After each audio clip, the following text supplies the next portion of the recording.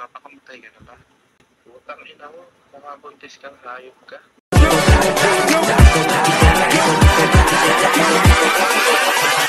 Hold up.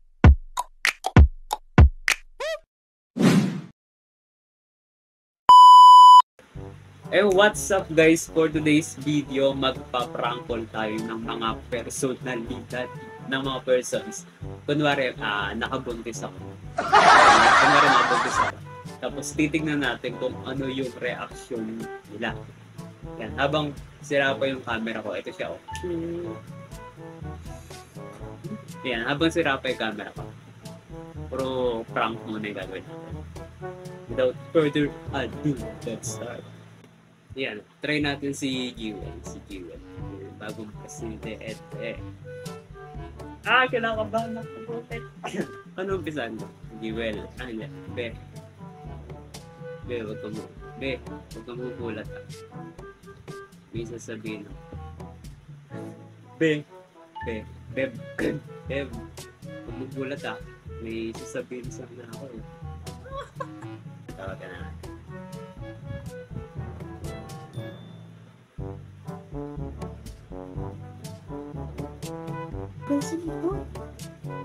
Tulog na siguro to. Hindi. Daling araw na tutulog. Yan, habang hinihintay natin sumunod si Jewel. Gamitin mo na lang itong RDL Baby Face Solution. Nakaka-baby. Baby Face Solution. Hydroquinone. Tretinoin. Ang pangalan yung putik. Shake well before 3. Kaya siyempre may bulak para hindi masakit sa balat. Siyempre first, you will kuha bulak. And after you open the cup of this one, you will put some chemicals here in bulak. Ano ba? Here how it is.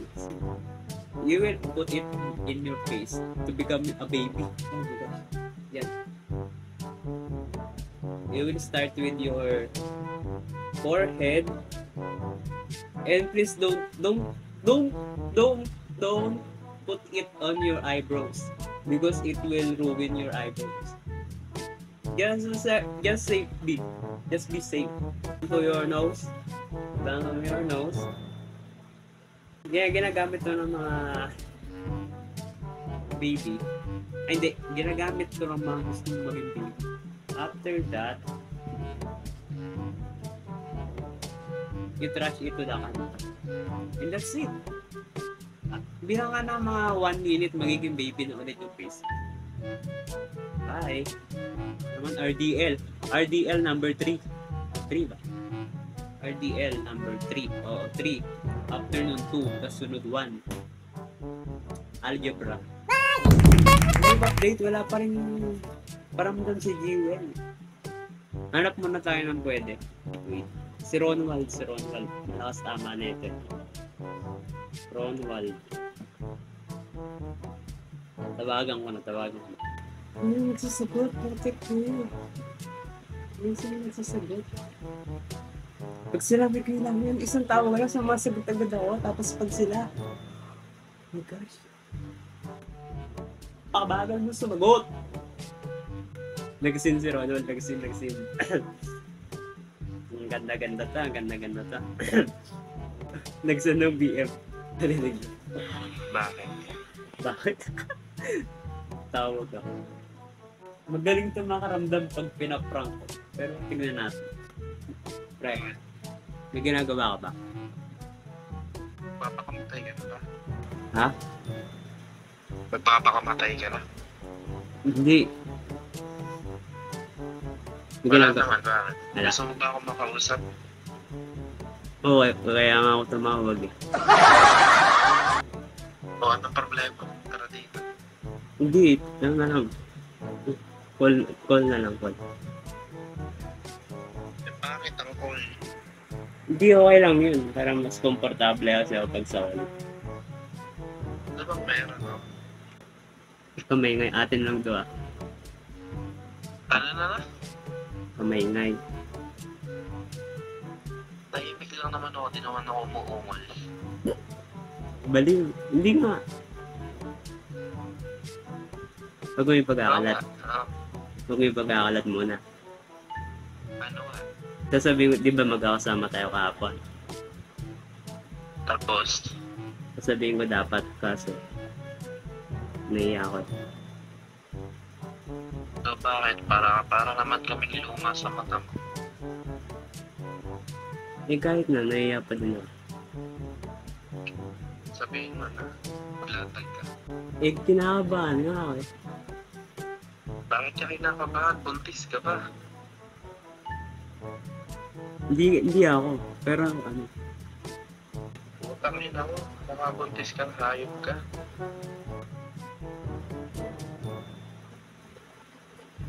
So, ano gagawin natin? eh ngayon oo, nakabuntis ako. Ano? Nakabuntis. Ayun nga, Ang ginawa mo, tangin naman naman pare. anong gagawin ko pre? Ano ba ginagawa? Simple lang, palaglag natin. Ano? Nirolo ka ba? May kilala ako. Eh oo. Ano ayaw mo? Bobo ka kasi sirain mo yung dali ng dalit mo siya habang kamatayan may konsensya na yan. Kaysa naman dala-dala mo yung production na bunga ng maling relasyon nyo. Sigurado ka ba pre? Mamili ka sa dalawa. Kung ako nasa katayuan mo, ipabalaglag ko. Kung ako bilang Ronald, ipabalaglag ko. Ba't ko sisirain yung buhay ko sa isang buhay ng isang tao? Paano pag Pero dapat tanggapin mo yung consequences na walang hanggang kailan nakapatawaran. Ayun nga eh. Paano pag ayaw ng babae?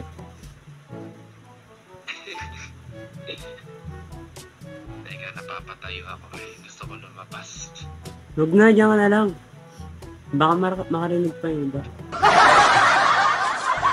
Wala nang tao dito. Huwag kang mag-alala. Baka pumunta ka dito, huwag kang pupunta. Nasa katinuan pa naman ako ngayon. Baka bukas. Hindi.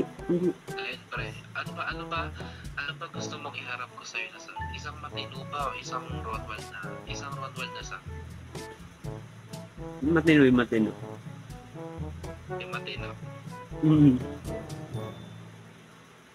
Mamili ka sa dalawang hinalatag ko. Oh, sige. Isipin mo yung hindi kasi ko nakukumbinsi sa sinasabi mo. Hindi ko alam kung maniniwala pa ako. Hindi dahil sa Maniwala ka.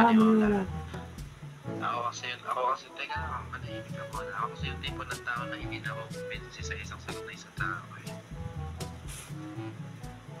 Kaya lalatagan kita ng dalawang punto. Yung punto na kapag tinuloy mo pa, anong mararamdaman ng anak na pinuhay mo na bunga ng maling produksyon ng relasyon nyo? Pangalawa, nakikita mo ba kung paano niya ipagpapatuloy yung buhay niya? Pero dapat ipaplaglag siya. Pero dahil sa putang inang awa mo, binuhay mo siya.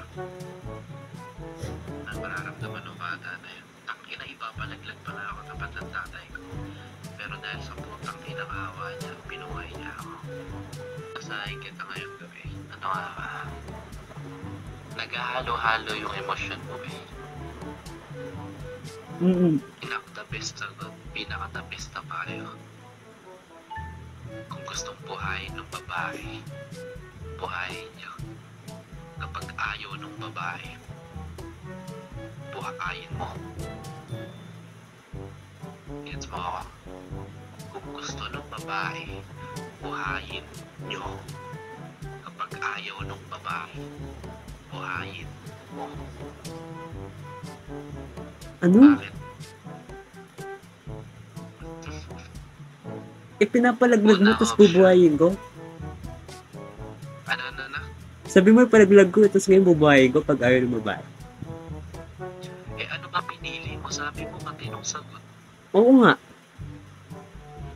O, eh di ayun ang sagot ko. Kami ayaw ng babae. Putang ina, buhayin mo pa rin. Pero ikaw na lang mag-isa. Kung kaya, boy. Pre, putang ina naman. Pre, paano ko papadidihin yung bata? Pre, buhay. Ha? Buhay. Bakit ayaw mo buhay? Sige nga, bigyan mo ako ng anak.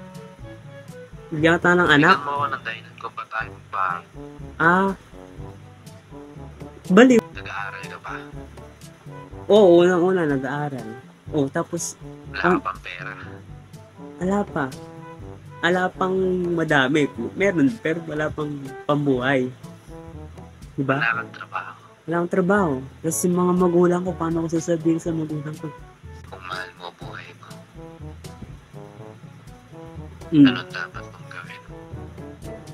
huwag ipalaglag. May experience ka na ba dito? Meron pero mantikan lang. Positibo na ba? Ha? Positibo na ba? Oo, pre, kaya ako tumawag sa'yo. Ano gamit niyo? PT lang. Oo. Minsan nagkakamali ang pregnancy test sa akin. Pinakamaganda mong gawin, gumastos ka, maglabas ka ng pera. Doon kayo sa trusted. Pwede ba makahirap ng 5,000? Takin na press sa akin ka pa mangyayari. 5,000 lang. Pala mo din. Para may pang pa-hospital. Huwag ka magpalaman sa emosyon mo na di ka makakapag-isip ng tama. Lalo na pag nawag mong gagawin. Yung bagay na iniisip ko ngayon. Alam mo ba iniisip ko yung bagay? Alam mo ba yung iniisip kong bagay na hindi mo dapat gawin? Ano ba yan? Magpakamatay. Bakit? Yung solusyon ng pagtakas. Saan ba saan? Ano may problema ka ba? I mean sa'yo. Sa akin. Yung iniisip kong bagay ngayon. Pag na wag mong gagawin. Ano decision mo? Hindi ko pa alam. Iisa-isahin ko sa iyo mga bagay. Iisa-isahin ko sa iyo mga bagay na magiging under nung ginawa niyo na yan. Una-una, responsibilidad. Pangalawa, husga ng tao. Pangatlo, tiwala. Bakit una, responsibilidad? Responsibilidad mo bilang maging tama. Responsibilidad mo bilang maging magulang. Responsibilidad mo na mahalin yung magnanay. Na kahit aksidente lang nabuo yung bata na yan. You made love. Okay? That na yung oras man kayo nagkantungan. Pangalawa, husga ng tao. Maraming huhusga sa'yo. Maraming tatawa sa'yo. Mapakaklase mo. Mapakaibigan mong peke. Mapakaibigan mong malalapit. Kapatid mo kasi kami, hindi mo kami kaibigan eh. Dito, kita mo, malolot lola mo, atit kuya mo, mapapinsan, huhusgahan ka. Kaya dapat, sa 9 na buwan na dadalhin ng babae, maisip mo yun. Na kung ikaw panghihinaan ka kaagad ng loob, isipin mo yung putang inang babae na yun. Nasa 9 na buwan siyang hinuhusgahan ng mga magulang niya. 9 na buwan siyang hinuhusgahan ng mga kapatid niya. Kaya anong payag ang meron ka para maging mahina yung loob? Na kung sakali mang buhayin mo na sa 9 na buwan na nabuhay ng babae yung munting sanggol na yun, anong karapatan mo para tumanggi? Anong karapatan mo para umatras? Eh di mas babae ka pa sa kanya. Di ikaw yung nagbubuntis na. Pangatlo, tiwala. Tiwala ng magulang mo una-una. Although mahal ka pa nila, pero natapyasan na yun. Pagkatapos yun. Kumbaga sa kinain mo yung tiwala nila, yung parte Oo, ng tiwala tapos. nila. Okay, Pinunok mo, Mm-mm. sinuha mo rin naman. Uy, di naman. Pinaulo ba? Nakamute naman. Buhay, may bata. Di naman bata po. Walang kasalanan yung bata, yung munting buhay na yun sa mga nararamdaman mo ngayon. Wala kang karapatan na tanggalan ng buhay ang isang tao. Kahit ikaw ang may gawa, kahit sa kamot mo siya ng gani, wala kang karapatan. Dahil ang sex, ang pregnancy, process lang yan. Pero yung buhay, di dyan mismo nanggagaling. Pre, Alam ko, binibiro mo lang ako ngayon eh. mukha ba ako nagbibir? Hinuhuli lang kita, wag kang mag-alala. Pero 70% naniniwala ako. Ang baka seryoso mo. Prank lang yun. Prank lang? Diba?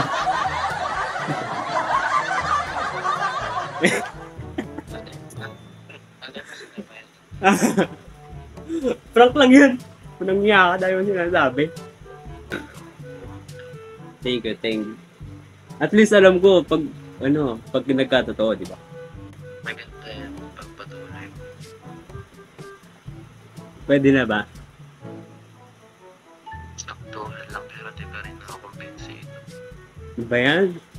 Taas ang standard mo. Sa lahat ng taong nakakabuntis, Ano ba? never nilang naging first mo pagtawag through online. Ano ba dapat? Paano ba Sila dapat? mauna pa lang pagkasabi mo na dapat kahapon ko na sa inyo sasabihin. Nakita ang kalmado mo nga lang tignan kahapon eh. Ay, malam nagpapanggap ako. Normal na sa akin yung gano'ng expression. Ang isang taong nakabuntis, hindi yan lalabas. Ang isang taong nakabuntis, hindi yung gano'n kikilos. Dahil mapablangong sila, mawawala sa sarili, mawawala sa wisyo. Kaya hindi naman unang sinabi ko agad sa'yo. Kaya nga sabi ko napatayo ako eh. Bakit ako napatayo? At ang ina neto minura kita. Pero although may parte na naniniwala ako dahil sa mga pag-iyak mo. Iyak ba ako? Pero sa mga salita mo, di ako naniniwala. Ilang beses bakit kung tinanong na niloloko ka lang ako. Thank you, pre. Sa prank. Thank you. Masyado ka na. Thank you. Tatawagan ko ba iba? Huwag mo sabihin sa iba, ah. Ha? Thank Sa you. may post yan. Sa may post yan. Gusto ko marinig yung mga sinabi ko. Ang ganda ng mga sinabi. Sa page. TikTok. Thank you, ah. Walang niya ka. Isip ka.